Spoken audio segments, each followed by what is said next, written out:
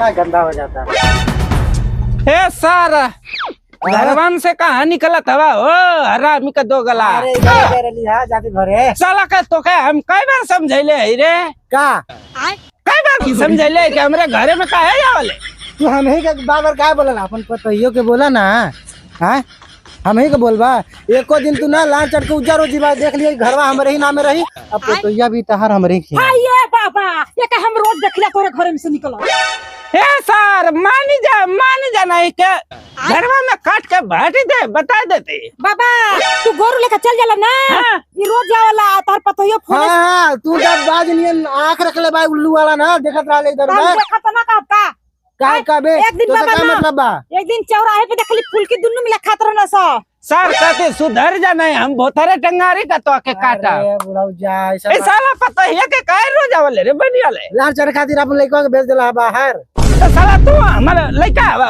तू लड़का बन तेरे साला अरे तो कहां रहा हमार और पतइया का चक्कर चलला साला हमारा तो तू फुकबा रामी का दोगला तू कहीं के ना बा साला फूक देब कह देली का हमारे घरवा मत आवल का रो बाबन मत दिखैया अबे साले अरे बड़ी गुंडा बनता बाबा एकरे पे ना जाके एप्लीकेशन दा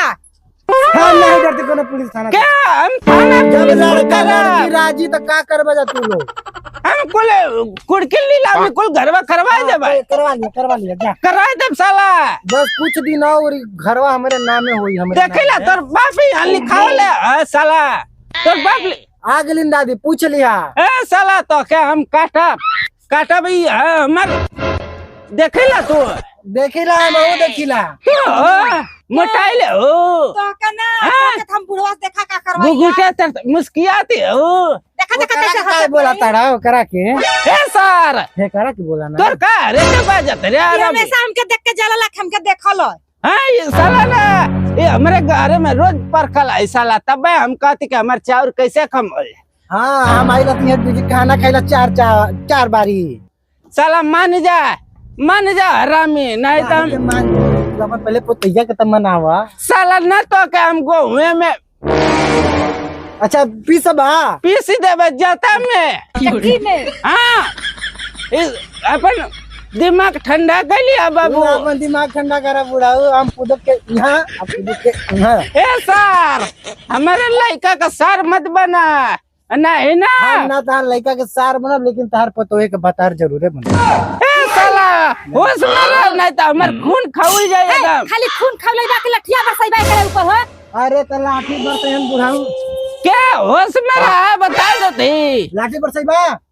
हम किछ कहते साला अरे तो आई डाक उड़ेड़ दे घुमाई दे जाए अपने भाई का कल है नहीं तो यही हमार 2-3 भाई रहता तो मर्डर करी तो हर साला बोलाई का हम अपन भाई बन के बोलाई का है तो हम कहा कि बोलाई पास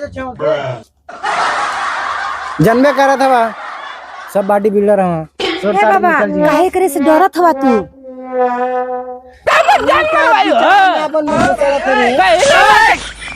जब ही साला आवे देखे घरे में बंद करके आगे लगावा सा पूरा गांव का हम अकेले का करी बता मन हैया तोरे संगे ना हां होकर देख उखाड़ ले जो होकर देख पर छोटा पकड़ के ले पहुंचाएब मुस्कियाती हो तू मुस्कियाती हो ना दिक्कत नहीं बा ऐसे ना सीखी मोट हवा से कर भाई का समझती अरे बॉडी बिल्डर हसन मोट के नाम मत लिया खाली फूलल हम सब गमबाड़ा की तरह एक लगा भैया के हमार अरे चलवा तू ना मतलब रे चौराहा पे ना तोर भैया के हमार भैया मिल रहा है बड़ा बोलत रहा जो भैया के गणिया में डंडा ई का करत है रे हम ऐसे का करत रहा ये खबरदार से हमारे घर में बिल्कुल मत डर हम हर हां ठीक बा काहे नहीं हां ठीक बा मत डरा करा जो करेगा करा हम कह देते कोर्ट कचहरी लड़ा दे बाबू हाई कोर्ट सुप्रीम कोर्ट तक जहां जाए कोई चल जा नहीं तो समझ जा अपन गोड़ा सलामत चाहत हवा था हां ठीक बा तू अपन देखत रहिया बुढ़ाउती का चलले बा तू अपन देखत रहिया हमार छोड़ा हमार देखबा तू अपन देखा हमार छोड़ दा फोनवा करी का तो फोन हम काती करे के तो के लगावती फोनवा रुका था मैटर हो गया जन भैया बोला सब काहे फोन कर 20-25 लड़का लेके तुरंत दाजी मर दे साला लड़का लेके का करिए तो देख गुंडा बना है हाय कैसन तो आज क्या बुढ़ावे के समझेबा कि बोलाई यहां पर तू काहे बाजत ए बाबा चुप रह तू डरत हवा करे से तो चाकू भाई को मार ले से हम दोनों के कुछ बीच ना में कर पाई हम दोनों के लड़ाई के बीच में तीसरा के है ए साला तो यही घर में रहा हम जाती बाहर साला हरामी अरे क्या हो गया?